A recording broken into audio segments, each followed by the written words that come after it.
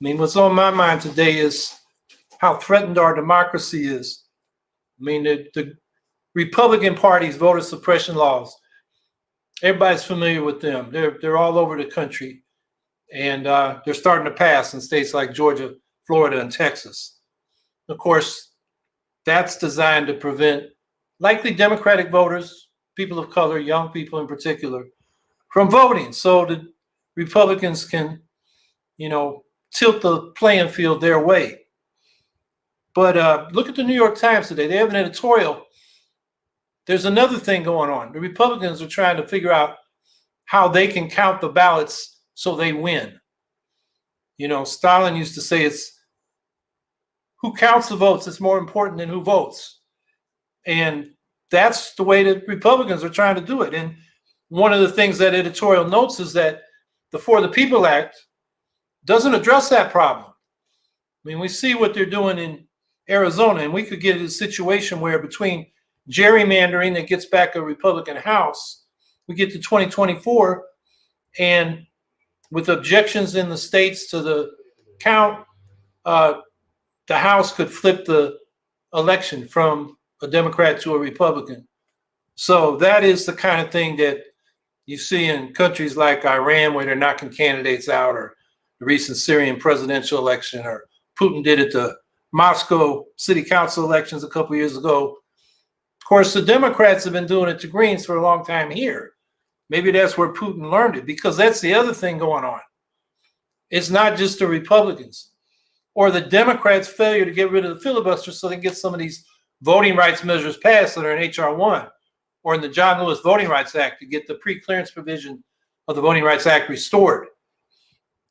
Democrats are knocking parties out. Here in New York, a year ago, under the cover of the COVID-19 pandemic, they attached to the state budget a bill that tripled the number of votes we needed to get to stay on the ballot, added the presidential year, not just the gubernatorial year, which is a harder year because the lesser evil dynamic, the spoiler problem, it has even stronger impact in the presidential race, which to voters nationally looks like it's close.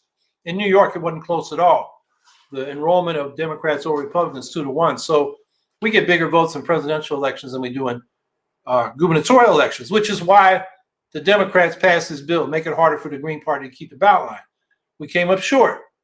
And now to get it back, instead of 15,000 signatures in 6 weeks, which was a pretty tough petition, we got to get 45,000 in 42 days. That's like $150,000, $200,000 we got to spend on paid petitioners to get that done. But it's not just New York. On May 31st, the Nevada State Legislature passed a Democratic-sponsored bill with all the Democrats voting for it that makes it much harder for the Green Party to get back on the ballot. In fact, Richard Winger, who does Ballot Access News, his write-up says this was aimed right at the Green Party. And they make it, I think it's 11,000 something petition, but you've got to get a quarter of those signatures in each of 4 House districts, something like 3,900 signatures per House district. That's more than we have to get in New York to get on the ballot to run as an independent for the House. In a lot of states, it's like 10,400 in Florida. It's over 15,000 in Illinois. It's over 20,000 in Georgia, over 30,000 in Alabama, over 40,000 in Indiana. They don't want any competition on the ballot. You want to run as an independent or a member of a new party for the House of Commons in the UK, 10 signatures. Parliament in New Zealand, 2 signatures. House of Representatives in Australia, 50 signatures. The Parliament in Canada, 100. Unless you're in one of those northern rural ridings, then it's just 50. But in this country, it's thousands or tens of thousands. And the Democrats, they added the signature requirement. In Arkansas, Greens there are trying to get their petition done for the next election cycle before that law takes effect. And those aren't the only states. And then we had here in New York City, you've probably heard they're having a big ranked choice vote in the Democratic primary, which is better than the top 2 runoff, particularly this year, because they're 8 strong candidates and a bunch more. And the people leading in the polls it's shifted back and forth, but rarely have they got over 20%. A recent poll, it's like the leader was 17%, second place was 16, and third place was 15. Imagine a top two runoff when a third of the voters only supported the two in the runoff and 2/3 opposed them. So ranked choice voting is good for that primary. But this law passed in New York City, which is run by the Democrats. The charter commission that thought this up, 14 of the 15 members were appointed by Democrats. The city councils, 48 out of 51 are Democrats. Every citywide office is Democratic. And so they passed a law that, sure, we'll do ranked choice voting in the primaries, but not in the general election, when the Greens would be there. And we'd like to do that without having to worry about the spoiler problem. But no, this partisan piece of legislation. So they use ranked choice voting just for themselves, not for all of us. So there's partisan bias there. And then we had the Buffalo News in upstate New York write an editorial this week saying good riddance to the Green Party. We only need two parties. I mean, they're one step away from a one-party state. Why don't they just do away with elections and let the rich folks appoint the political leaders? So I'm very concerned about where we are with democracy.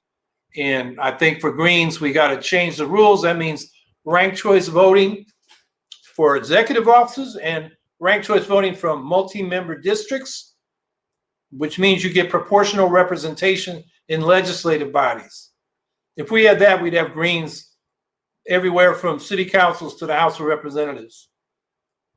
And that would be a game changer. So I think that's one way to fight back. We got a lot of issues. We got to get a fair ballot access law. John Conyers used to carry one for a decade. Late 80s to 1999 was the last time he introduced it.